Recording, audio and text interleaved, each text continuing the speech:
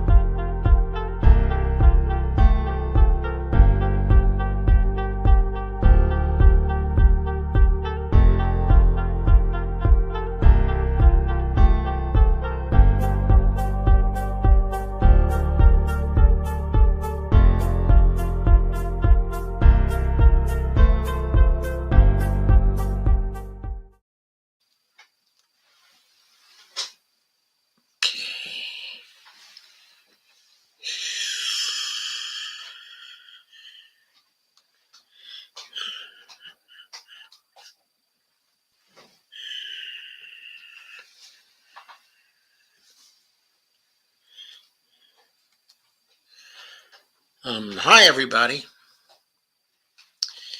Things got a little disorganized today, and so my earlier streams were not earlier. In fact, this is the first of my updates for Empowering Democracy. I'm your host, Joe Firestone, and this is November 7th, 2022, and is the first update of Empowering Democracy for today. So, most appropriately or appropriately enough, the topic of this Empowering Democracy episode will be what will happen. Of course, this is what will happen tomorrow, or actually, it's not happening tomorrow because there's been a lot of mail in voting already. We all know what's been going on.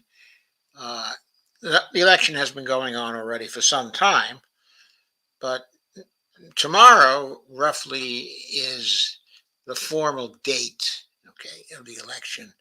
So you'll understand what I mean when I ask what will happen tomorrow. So the fact is that I'm afraid I don't know what will happen tomorrow. I'm not even sure that I have a very good idea. Hi, Dolores. How are you? Hello, Greg Mallard. Nice to see you here. It's always nice to see you, Greg. And Brandy and Dee, well, I don't know whether Brandy is here, but I think Dee is here representing Brandy and Dee, the fine new show about foreign policy, which I highly endorse and recommend. And there's Kay Ryan. Hello, Kay. It's wonderful to see you, as always. And okay, let's get on with it. This will not be a very long stream compared to many of my streams, but it perhaps is an important one, at least a momentarily important one. It has to do with an article appeared on the Daily Beast. I don't usually frequent the Daily Beast, but this was a pretty good piece. Okay, I'm going to run through it. Okay, I am not going to read it. Did I actually share it? I don't think so. No, not yet.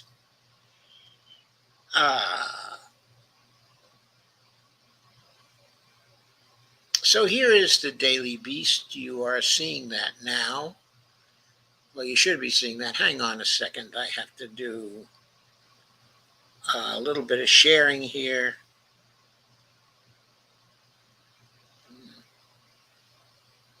A little sharing. What did I do? I think I screwed things up a little, which is, I think, my fate today.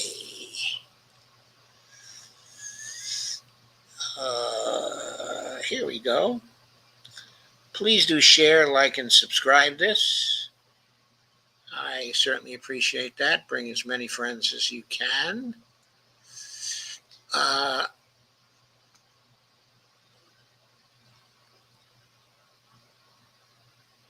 Okay.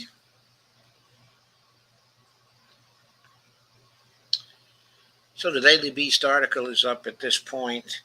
It had a number of interesting things to say.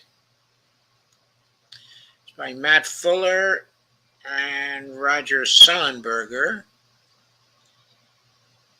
And it was earlier today that it appeared.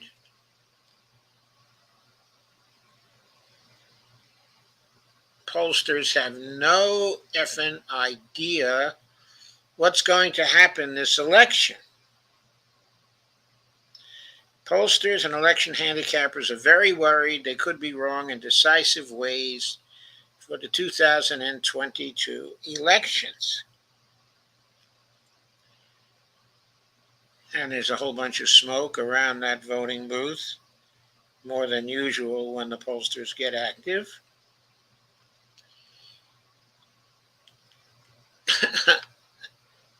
The piece starts off, if the pollsters and handicappers end up being spectacularly wrong on election night, there's one group that won't be too surprised.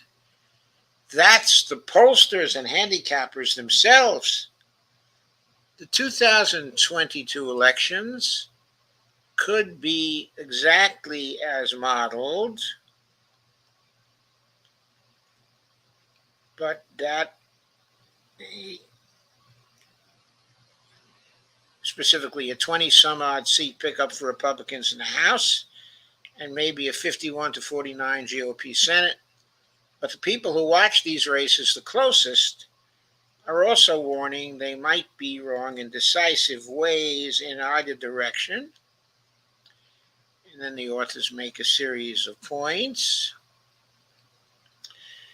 No one really knows because, unlike every election, pollsters are extrapolating their best guess based on a set of assumptions.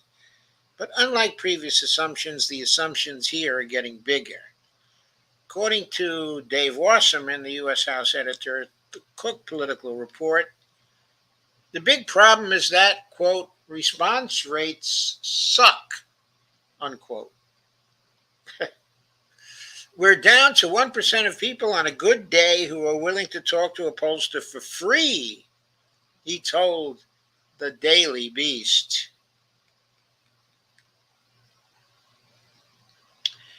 Wasserman, perhaps the top handicapper of U.S. House races, said everyone was trying different ways to solve for a partisan non-response bias, especially a measure of how a poll isn't representative of the actual population.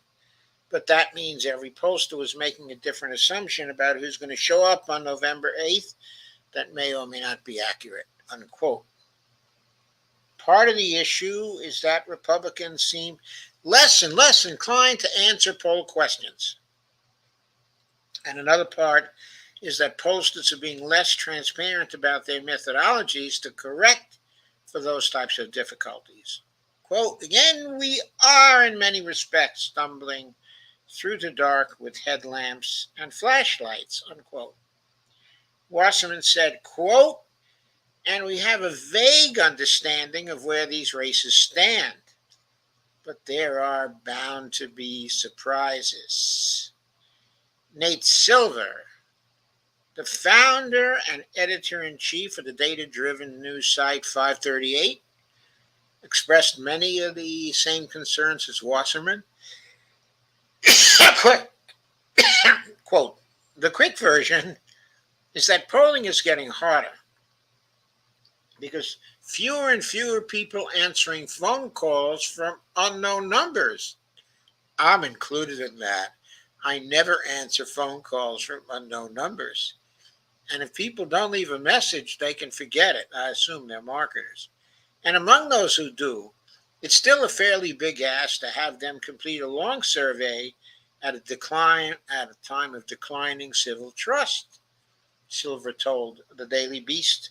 Quote again, so those people who do respond are unusual in some respects, in ways that you may or may not be able to correct for, and there may also be the risk of overcorrecting. Silver noted that online polls could avoid some of these problems, but they introduce others. Quote, namely that it's hard to get a truly random sample online the way you can with phone numbers, unquote. Unquote again, I don't think this means polling is irrevocably broken. Unquote, he continued. I suppose he said that because he doesn't want to be completely out of business. Quote, but we shouldn't expect pinpoint accuracy, and there's not necessarily a correct, quote, gold standard, unquote, way to conduct polling anymore. No one really knows if the polls will have systemic problems this year. While 2020 polls undercounted GOP support, the 2018 midterm polls were pretty much dead on. Quote, but I think it sunk in more after 2020 that polling may be hard to fix, unquote, Nate Silver said. And quote again, and even the numbers nerds like me are approaching polling with a bit more skepticism, unquote. One of the reasons for that skepticism is partisan polling. A flood of new firms this cycle has raised questions about how handicappers should treat these polls that are conducted by partisan operatives and what these polls, most of them GOP affiliated, are doing to polling averages. Silver addressed some of these questions over the weekend when he tweeted that he didn't think the complaint that the Republican-leaning pollsters were, quote, flooding the zone, unquote, was very convincing. He said his news site adjusted the polls to some extent and that the polling averages were a, quote, free market, unquote. Democrat-leaning pollsters could release polls if they wanted to, quote, that they don't says something, unquote, he tweeted. But the problem is we don't know exactly what that says, do we? And I'm not sure what he means by a free market. It's certainly not a free market that anyone can enter.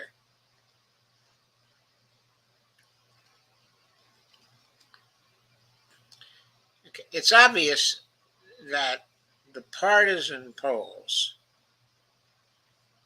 do bias the result. Whether they bias the result for the Democrats or against the Democrats depends on how many partisan polls of each type actually come in. And that's really about all you can say about it.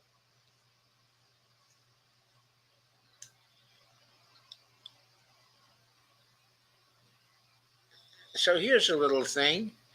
She was supposed to be unelectable. Now she's the favorite.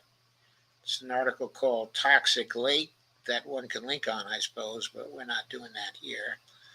But that is Kari Lake, of course, in Arizona, who has been a hot candidate, Trumpist, not surprising.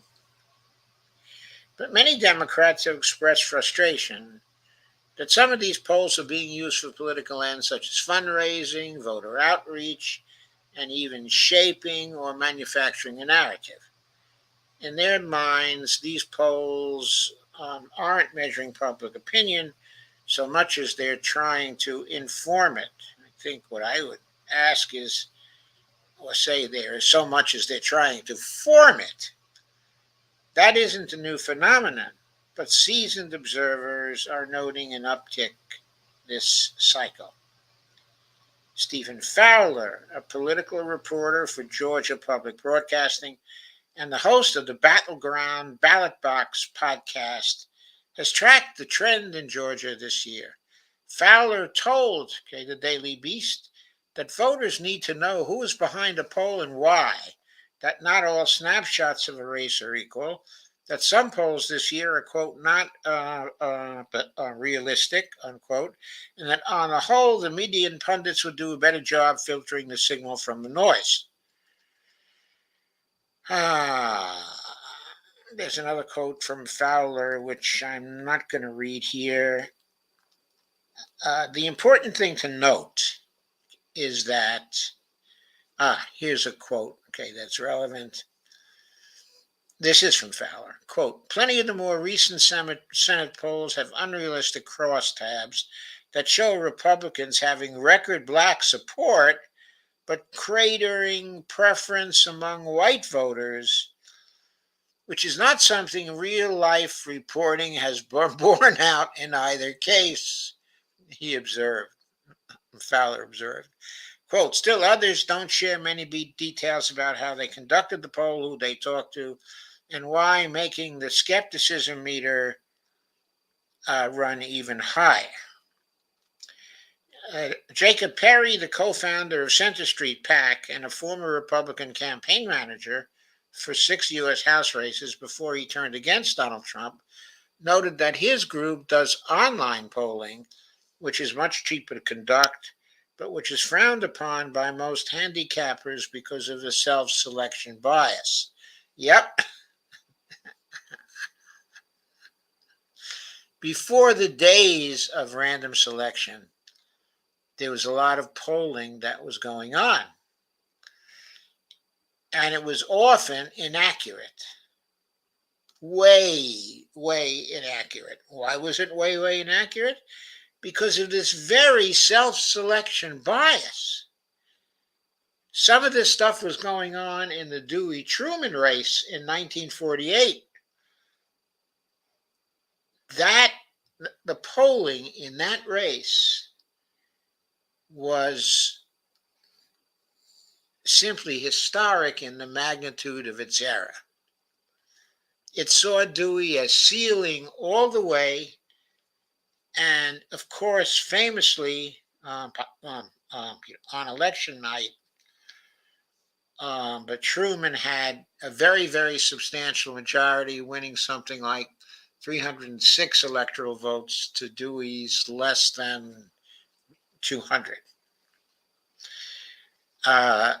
So that's probably the most notorious of polling errors ever. But the point is, it was caused by self-selection bias. But Perry said he thinks all polling has flaws. People like to treat polls like an accurate snapshot of a race, he said, but he said, quote, but you have no fucking idea what's going to happen, unquote. I didn't say that. I'm just quoting the article here, guys. The thing no one can really predict in any poll, Perry said, is turnout.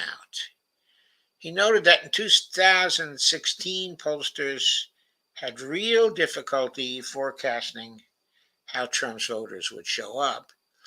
Quote, here's a guy who breaks all the rules, does everything wrong, tells you to fuck off, does what he wants to do, and it worked for him, unquote, Perry said of Trump. Quote, all the rules are over, quote, unquote, he added. Jim Hobart, a partner at the prominent GOP polling firm Public Opinion Strategies, observed the paradox at work. Polling is getting both harder and easier. And he explains that's why the case, why that is the case.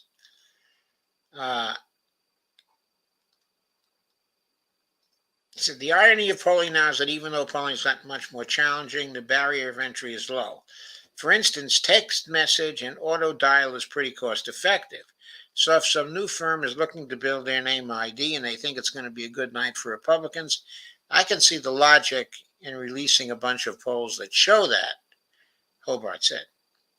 Hobart said to the Daily Beast that while polling has gotten more challenging, baked-in partisan polarization has determined a lot of the playing field. He put it like this: major upsets in college football are rarer than in the NFL. Louisiana Monroe is extremely unlikely to beat Alabama. But given the more equal distribution of talent among NFL teams, it's possible the Jets beat the Bills as they did on Sunday. The political races drawing most of the attention are ones where the outcome is in play. Now, Democratic pollster Ethan Winter made a similar point about the limit of how wrong polling could be, given what we know about partisan divides among the voters. Winter said he was a glass half full guy on the accuracy of polling. He noted that even with the challenges everyone faced with non-response rates in 2020, and remember, they expect worse problems with non-response rates this year, 2022, Data for Progress predicted the winner in more than 70% of close races that year.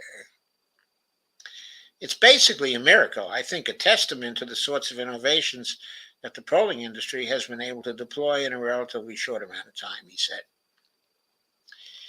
Anyway, pollsters could be off by 5 points, the article says. A huge but theoretical possible miss, but the majority of congressional races will be determined by double digits.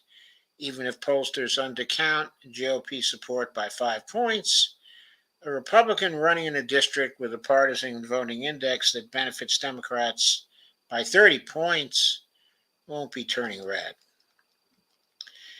However, a systemic undercount of one party could mean there are a handful of surprises in close House and Senate races. It happened to some degree in 2016 and 2020. Pollsters are worried it could happen again in either party's favor. Here's a quote from Nate Cohn, the chief political analyst of New York Times, who sent out his newsletter with the headline, "Polling averages can be useful, but what's underneath has changed." He says there's been a wave of polls by firms like the Trafalgar Group, also Rasmussen Reports, Insider Advantage, and others that have tended to produce more Republican-friendly results than the traditional pollsters. None adhere to industry standards for transparency or data collection. In some states, nearly all of the polls were conducted by Republican-leaning firms, unquote.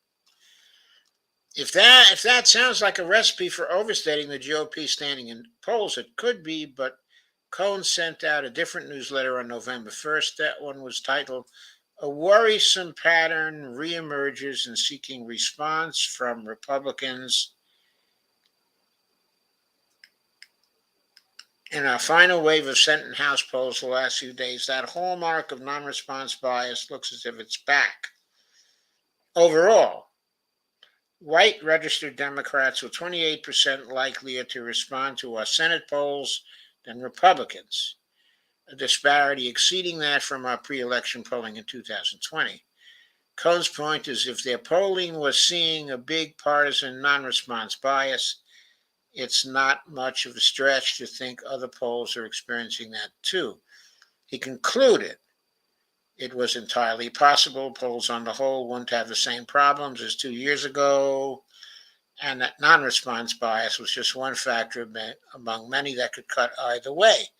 But the simple truth is no one knows for sure. So that's it, folks. That's it. No one knows for sure. And by the way, some time ago, it was thought there was a big bias in this, would be not a bias, but change in this election because many more women were registering.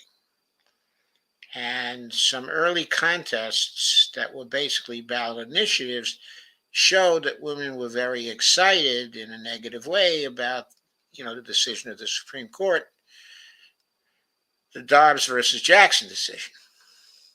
So, have the pollsters adjusted for what happened in those races? The truth is, we don't know. Some of them may have adjusted, some of them may not have adjusted. We don't know which ones adjusted and which ones did not adjust.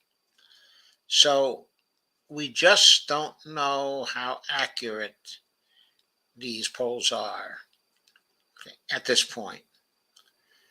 Generally, a lot of polls in quite a few Senate races and House races are tight. They are very tight. We don't know where the biases come in, but we do know there are going to be biases, and we do know there are going to be a lot of mistakes in the predictions.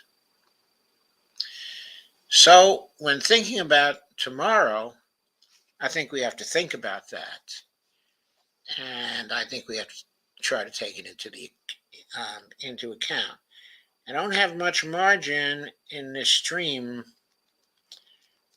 for comments or for questions